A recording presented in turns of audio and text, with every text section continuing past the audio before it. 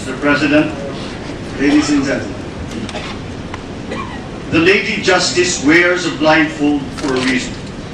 She is to render judgment based on law and evidence without regard to the circumstances and personalities of the parties involved, however controversial they may be.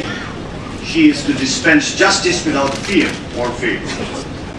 We here all took an oath to do impartial justice according to the Constitution and the laws of the Philippines.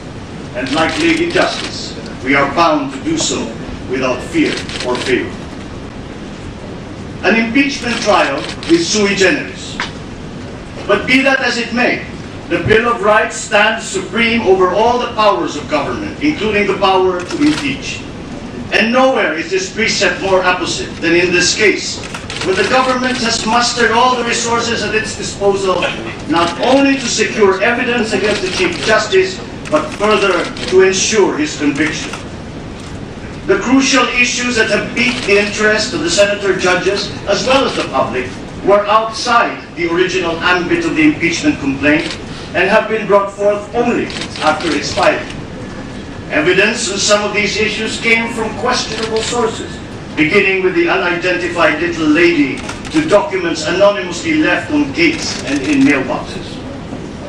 At the expense of the sub judice rule, evidence had been presented to the public on several occasions, even before they were formally offered before this court.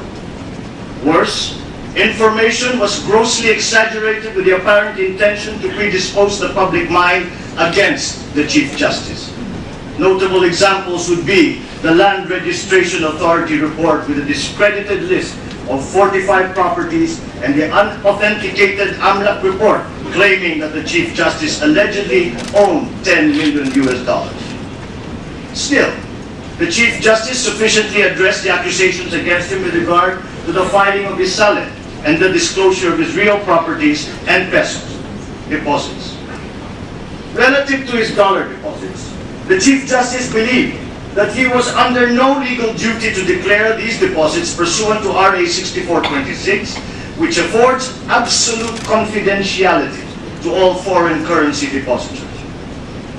This interpretation of the law is now being publicly criticized as flawed. However, it is known to all of us that quite a number of public officials construe RA 6426 vis-a-vis RA 6713 in exactly the same manner. In view of the ambiguous situation created by the concurrent application of the 1987 Constitution, the Salin Law, and the FCDU Law, and absent a determinative judicial pronouncement that resolves the contrary positions on this legal issue, the Chief Justice must be presumed to have acted in good faith. Indeed, it has been held that not all omissions and misdeclarations in the Salin amount to dishonesty. The framers of the Constitution intended culpable violation of the Constitution to mean a willful and intentional violation of the Constitution. Betrayal of public trust, on the other hand, was meant to be a catch-all phrase to encompass all acts violative of the oath of office or which render the officer unfit to continue in service. Both grounds, however, were contemplated to exclude unintentional or involuntary violations, errors made in good faith, and honest mistakes in judgment. Granting, therefore, that the Chief Justice violated the Salin Law, this certainly does not rise to the level of an impeachable offense. We may be faulted for erring on the side of conservatism, but what we are doing is nothing less than redefining the relationship between branches of government. And when such great affairs of state are uncertain, the resulting instability puts every Filipino's future in limbo. This is an important, delicate, momentous event, and because of that, we should tread very lightly. We must be very, very careful and very, very fair in making this decision, because what we do today will reverberate throughout our social and political history, affecting generations beyond ours.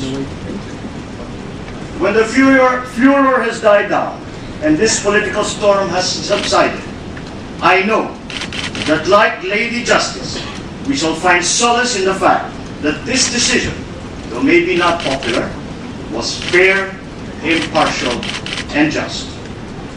On the arguments presented and on the ground that the presumption of innocence has not been overcome, I vote to acquit the Chief Justice of the Supreme Court.